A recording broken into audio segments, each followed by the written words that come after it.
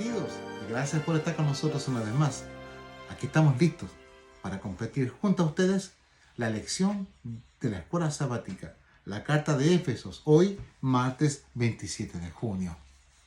Vamos a conversar acerca de lo que contiene la carta de Pablo a la comunidad de Éfeso, a la ciudad de Éfeso, a los nuevos hogares e iglesias que se estaban multiplicando rápidamente en aquella metrópolis después que Pablo partió de allí rumbo a Jerusalén.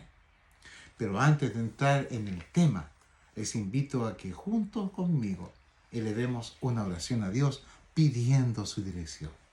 Inclinemos el rostro. Amante Dios, que moras en el cielo una vez más, imploramos, Señor, tu santa presencia.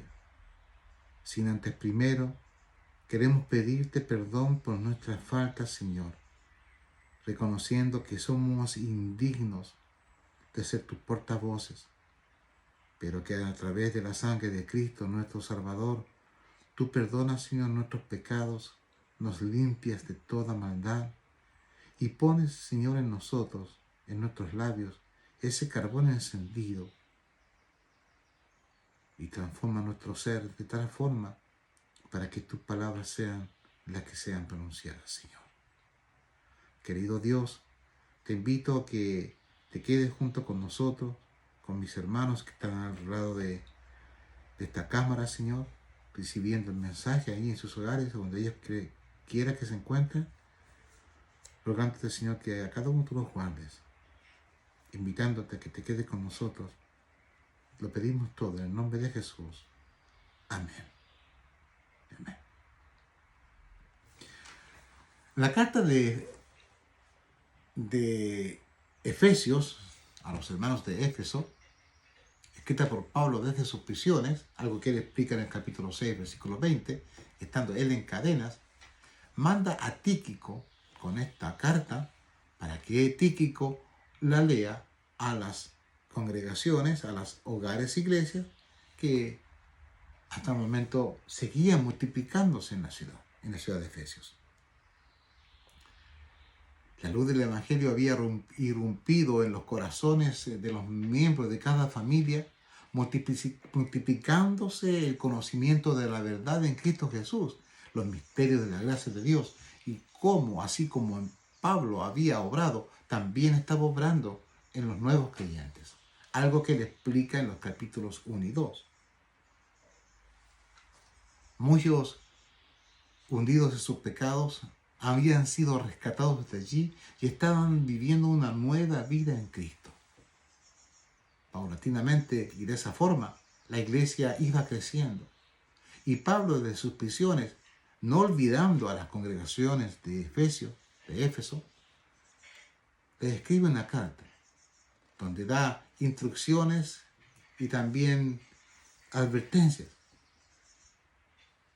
esperando que con estas sus palabras la iglesia se pudiera mantener pura y con un evangelio sin sofismas, sin filosofías.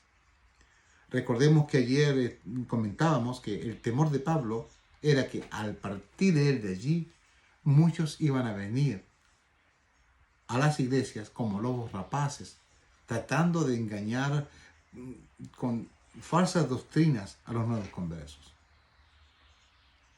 Yo creo que Pablo tenía esto en mente también cuando escribió la carta a sus hermanos en Éfeso.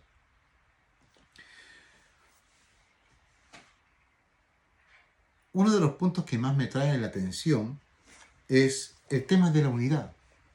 Algo que empieza a explicar en el capítulo 4 de esta carta a los Efesios. Él habla acerca de mantenerse unidos en espíritu. Vamos a leer, en el nombre del Señor, los primeros versículos del capítulo 4. Síganme en la lectura de ustedes. Dice allí: yo pues, preso en el Señor, os ruego que andéis como es digno de la vocación con que fuisteis llamados, con toda humildad y mansedumbre, soportándoos con paciencia los unos a los otros en amor. Vamos a llegar hasta allí.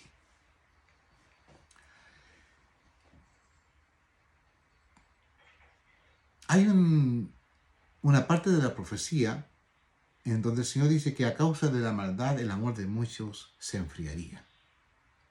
Algo que hoy estamos palpando, lo vemos día a día, cómo la delincuencia ha crecido en nuestra sociedad, en todo lugar del mundo, en todo rincón del mundo.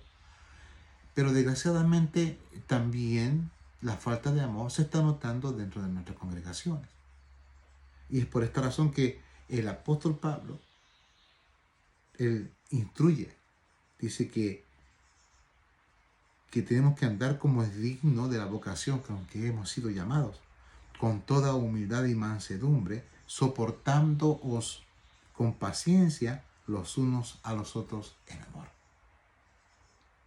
Hoy, hermanos, hay mucha discusión dentro de las congregaciones, de diferente índole. La falta de paciencia, la falta de el soportarse unos a otros es bastante notoria. Y esto hace que hayan diferentes grupos dentro de la iglesia. Se creen grupos polarizados de diferente corriente.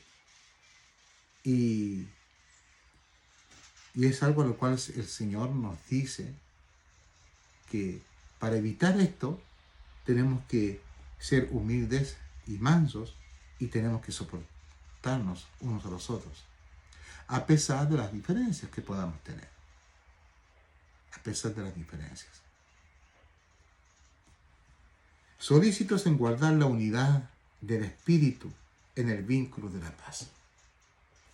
¿De qué forma nosotros podemos ser solícitos en guardar la unidad del espíritu en el vínculo de la paz? ¿De qué forma nosotros podemos obtener esta bendición? Y la respuesta es clara. Nuestra relación diaria y estrecha con Jesús, a través de la oración, a través del estudio. Es la forma en que nosotros podemos alcanzar este vínculo de unidad del espíritu en paz. No hay otra manera de poder alcanzar esto. Así que Pablo se está refiriendo a que en la medida que nos consagremos más a Cristo, vamos a ser imbuidos de su espíritu, el cual nos va a llevar a tener un vínculo de paz a pesar de nuestras diferencias, evitándose así las rencillas, los rencores, los odios, los falsos orgullos, la autosuficiencia.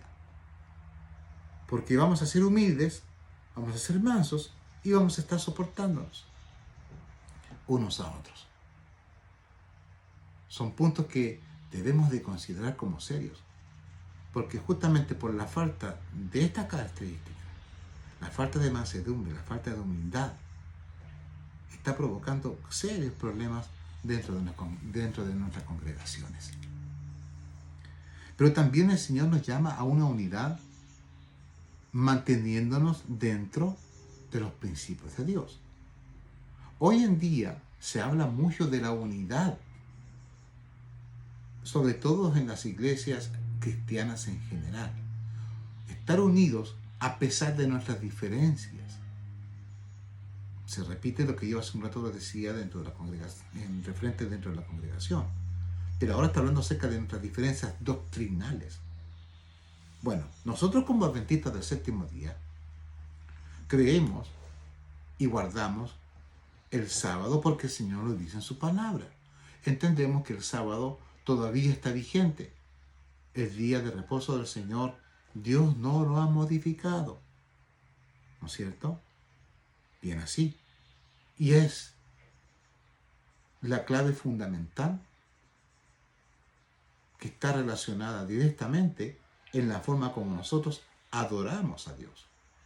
Lo hemos estudiado en el mensaje de los 3 ángeles en el trimestre pasado. ¿No? Temed a Dios y dadle gloria y adorad a aquel que hizo los cielos y la tierra y todo lo que en ellos hay. ¿No es así?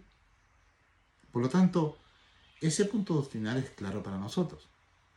¿Podríamos nosotros estar unidos en adoración a Dios con aquel que pisotea el 4º mandamiento? Ahora, no se trata que estamos juzgando a aquellos que no guardan el sábado, No estamos condenando a nadie. Lo que yo me refiero es que la unidad, a pesar de las diferencias doctrinales, es bastante difícil. Como por ejemplo, ¿estarías unido en adoración a Dios cuando tu compañero al lado está adorando una imagen, una estatua de yeso? ¿O adorando o pidiéndole algo a Dios a través de otra persona que no es Cristo? ¿Me hago entender? La unidad tenemos que mantenerla dentro de los principios de Dios y no pisando los principios de Dios. La unidad tiene que ser doctrina en la medida que nosotros respetamos los principios de Dios. Pero si no lo respetamos, entonces la unidad simplemente es un término, nada más, un concepto basado en filosofías humanas y no en lo que Dios dice en su palabra. Y eso es bastante importante. Es fundamental para nuestra vida y crecimiento espiritual. Tener bien claro que la unidad tenemos que mantenerla dentro de los principios de Dios. En el versículo 14 del capítulo 4 dice el apóstol Pablo: para que ya no seamos niños fluctuantes, llevados por doquiera de todo viento de doctrina. ¡Wow!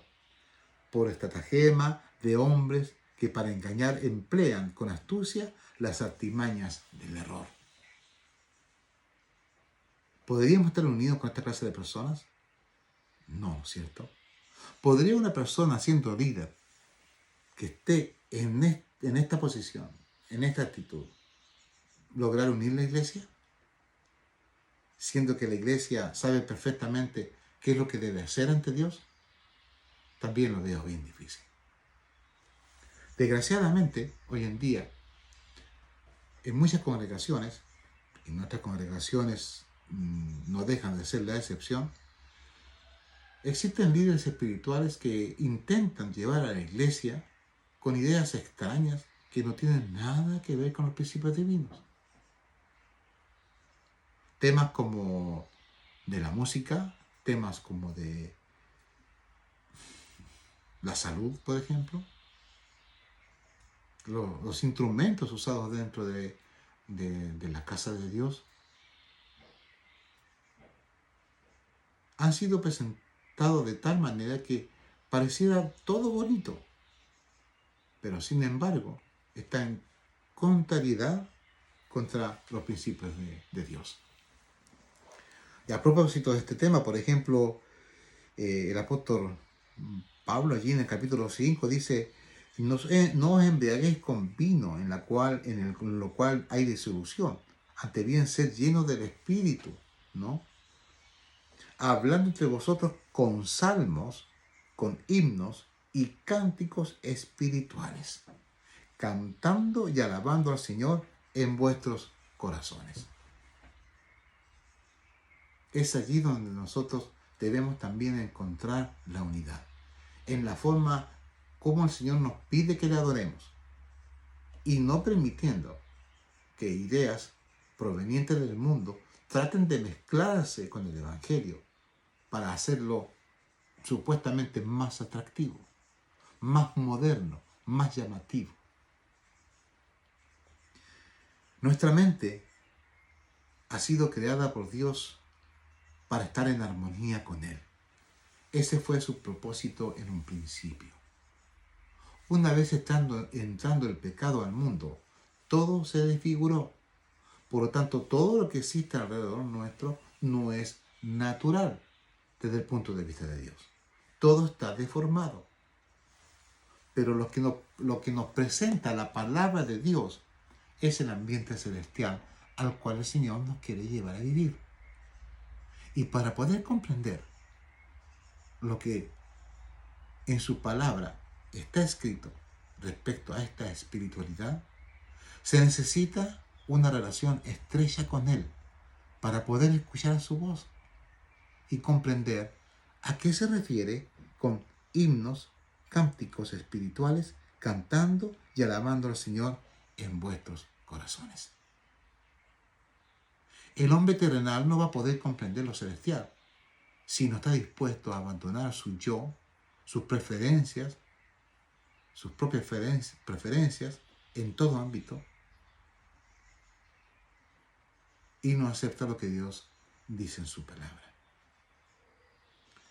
La unidad debe mantenerse, estimados hermanos, en el marco de que los principios de Dios no sean pisoteados. Si algún líder, sea director de escuela sabática, sea anciano de iglesia o sea pastor, está marcando una nota distinta a esta, entonces no está predicando una unidad basada en principios bíblicos. No lo está haciendo. Y eso es un asunto doctrinal. No es cuestión de tendencias ni de moda. Como cristianos, nosotros debemos de fijar nuestra vista, nuestros pensamientos, nuestra vida en la cultura celestial, porque es allí donde nosotros vamos a vivir. Y no podemos llevar con nosotros la cultura deformada que el mundo me presenta. Hay muchas cosas que el mundo nos da, pero no todas las cosas son lícitas. Y si estamos sintonizados con la palabra de Dios, si tenemos una buena relación con Cristo, una constante comunicación con Él, un constante estudio de su palabra, vamos a tener la capacidad para poder discernir qué es lo que viene de Dios y no viene de Dios. Estimados hermanos, el Señor nos ama en libertad. El Señor nos ama respetando nuestro libre albedrío. Y el Señor nos ama en que cada uno de nosotros podamos servirle en forma voluntaria, trayendo nuestras capacidades, nuestros dones a su servicio. Mientras mantengamos esto dentro de nuestra congregación, vamos a poder tener libertad de culto entre nosotros mismos. No sé si me dejo entender. Que el Señor nos ayude a que en la libertad que Él nos otorga podamos adorar a Dios en espíritu y en verdad. Sin que nadie obligue tu conciencia, sin que nadie obligue mi conciencia, sino que por decisión propia y manteniéndome en los principios que Dios me muestra en su palabra, yo quiero adorar a mi Creador y a mi Salvador día tras día. En mi casa, en la calle, en mi trabajo y también, por supuesto y por sobre todo, dentro de la congregación. Cuando hay unidad inspirada por Dios, no hay lugar a chismes, no hay lugar a controversias, no hay lugar a divisiones. Y si dentro de tu iglesia hay división, entonces hay algo que no está marchando bien. ¿Qué debemos hacer? Cuidado, hermano. No tomes la equivocada decisión de abandonar el barco. Porque si tú, por tu tristeza, y estás cansado de ver tanta cosa extraña, abandonas las filas, dime, si todos hicieran como tú, ¿quién va a poder balancear el asunto? Es por eso que debemos mantenernos dentro de la iglesia y orar mucho.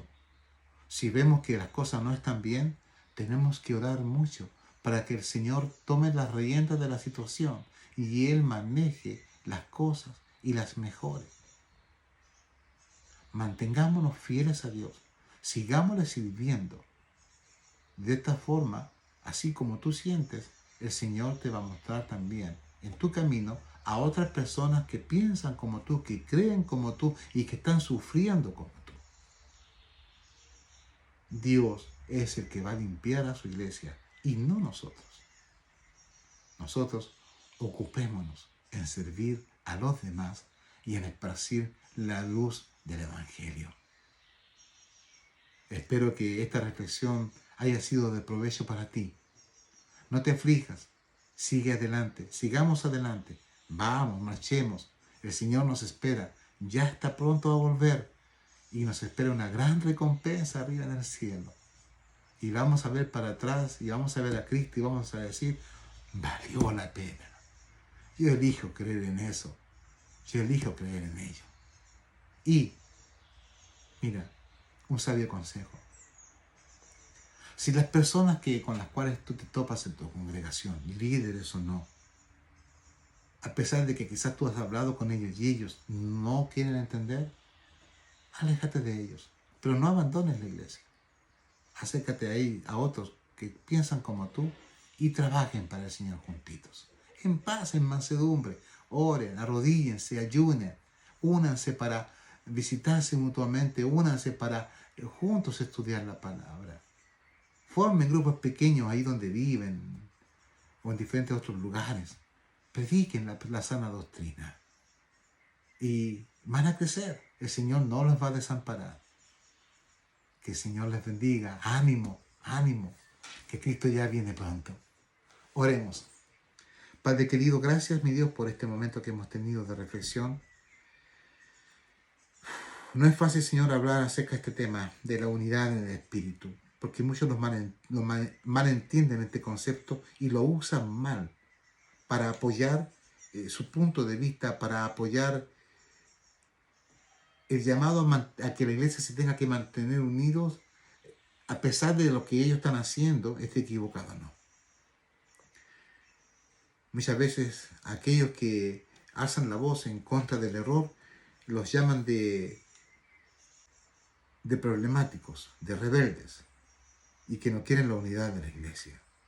Pero Señor, muchas veces nosotros sufrimos porque queremos justamente ver una iglesia consagrada a ti, donde la sana doctrina sea escuchada y no el error, Señor. Añoramos, Señor, que tú estuvieras con nosotros predicando, o que Pablo estuviera enviándonos una carta así como la que él escribió a los hermanos de Éfeso. Pero, Señor, tú has dejado esto también para nosotros. Que esta carta, Señor, la tomemos para nosotros. Que en vez de Éfesos, la carta de Pablo a los hermanos de Estocolmo, la carta de Pablo a los hermanos de Gotemburgo, la carta de Pablo a los hermanos de Malme. Padre querido, este mensaje también es para nosotros. Y tú nos llamas a mantenernos unidos en tus principios, Señor, no pisoteándolos. Ayúdanos, Señor. Necesitamos de tu socorro, de tu presencia. Permite, mi Dios, que tu pueblo aquí en Suecia pueda, Señor, trabajar en pro del cometido al cual tú nos has traído hasta acá. La misión que tú has puesto sobre nuestros hombros de ir y predicar tu palabra a todo habitante en este maravilloso país. Una vez más, Señor, pedimos por nuestros líderes espirituales, ancianos de iglesia, misioneros, nuestros pastores, Señor, que tú les guíes y les muestres el camino. Y si alguno, mi Dios, esté errado, Señor, te rogamos, te suplicamos que trabajes con esa persona para que enmiende su error y comience a ser bendición para la congregación. Señor, lo pedimos todo, confiando en los méritos sagrados de Cristo nuestro Salvador. Amén. Y amén. Gracias por estar con nosotros y le esperamos mañana nuevamente. Hasta entonces, si Dios quiere.